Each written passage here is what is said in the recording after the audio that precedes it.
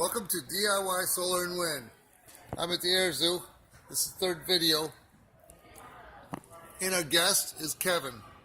Take it away, Kevin. He's done it to me again. He's hooked me into another one. Hey, welcome again. We're standing in front of the museum's Douglas SBD Dauntless dive bomber.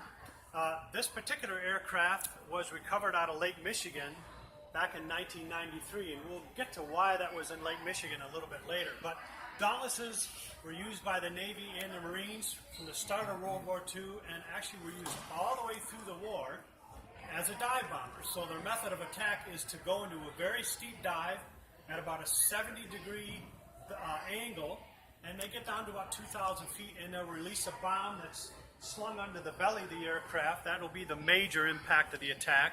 Sometimes they'll have bombs on outboard on the wings as well. And they were very, very effective as a dive bomber.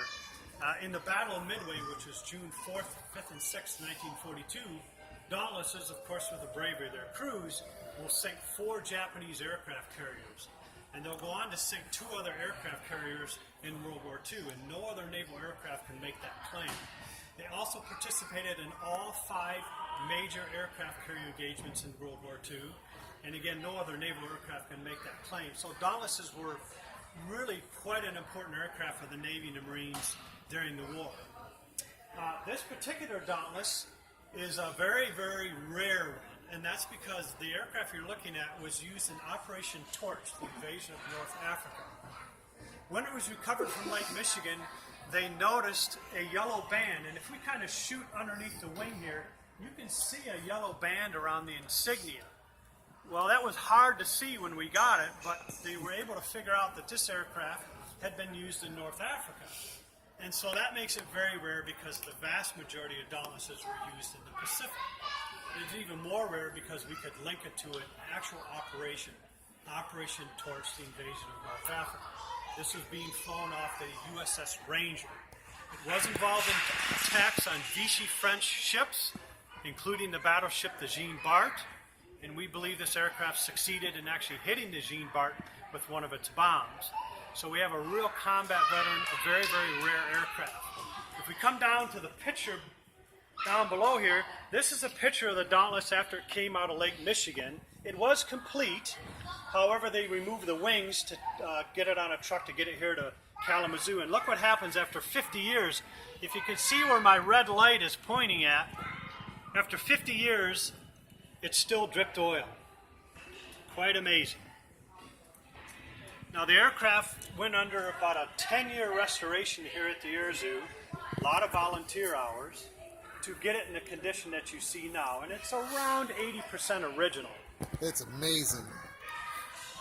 And what we'll do is we'll go around the side and then towards the back and give you some views of it in different angles. The aircraft has a crew of 2. You have the pilot, and then you have the rear gunner, who also navigates. And in a little bit, we'll see those positions a little clearer.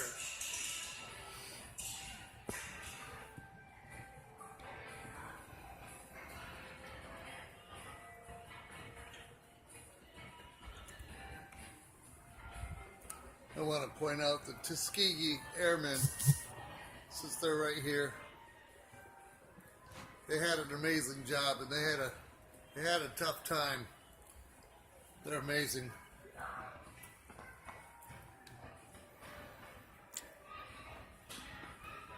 As you come around the back of the aircraft, we get a nice view of it. You see the forward cockpit where the pilot sits. Might be a little hard to see, but if we focus in on that front cockpit, you'll see right in the middle, just above the dash, going through the windscreen is actually a telescope. It's a low-powered telescope, and that's basically what the pilot uses to aim the aircraft in those very steep dives. Oh, wow. He also operates 2 forward-firing machine guns, and then in the back where the rear gunner and navigator sits, he operates 2 30-caliber machine guns that are on a swivel mount. Those guns are able to be tucked away, by the way. There's little doors that will open. The guns can be tucked down into the fuselage of the aircraft. Then the canopy pulled over the rear position to keep him under shelter if he's in bad weather or it's cold out. Otherwise, those positions are wide open, and he's manning the gun for protection from the rear. Another feature of the Dauntless that is kind of interesting is because this goes into a very steep dive, you need to control the aircraft in that dive. Nickname for the Dauntless was Slow but Deadly. Remember, SBD, Slow but Deadly. The SBD official designation is Scout, Bomber, and Douglas, Douglas being the manufacturer. But again, the nickname Slow but Deadly. Even in a dive, these aircraft only get up to about 275 miles an hour. And part of what they're doing with these flaps is controlling it and keeping the aircraft steady so that he can accurately aim the aircraft. So when they roll themselves over into that steep dive, these dive flaps will open.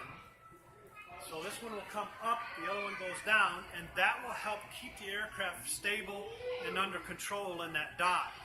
The reason for the holes is because in early testing, these were solid. And they realized when they put it into a steep dive and they were solid, that would deflect the air so bad that the tail surfaces were not operating correctly because it more or less diverted too much air and it wouldn't pass over the tail surfaces. So they needed to allow a certain amount of air to pass through to be able to control the tail surfaces. That's the reason for all the holes in the flaps, and that's really the only reason for that. But it is a very identifiable and unique feature of the aircraft. It's something, of course, we don't think about when we look at it. We realize what they're for. It's interesting. Yeah, and another thing about Dauntless is the wings do not fold on these. Many aircraft that are used on carriers, naval aircraft, you'll see the wings will fold in some way, shape, or form. These don't fold. Douglas decided rather than fold the wings and create all that additional mechanisms and weight, they would instead create short, very stubby, broad wings, thereby allowing the aircraft to fly decently, but not having to fold the wings. So that too is a little bit different about a Dauntless. And then again, you'll see the markings on the aircraft. I talked about the yellow band designates that it's being used in North Africa. This would be an Allied aircraft being used in North Africa. And that's what clued the Airzo in when we initially got it.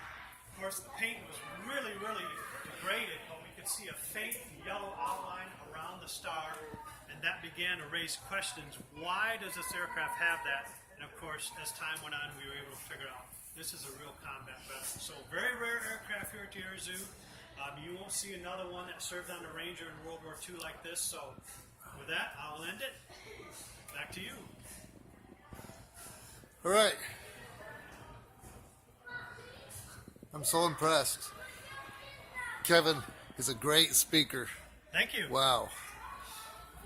And again, Kalamazoo Air Museum, Kalamazoo, Michigan, Lower Michigan. Maybe I'll meet some of the YouTubers down here sometime in the summer. And have a nice sunny day.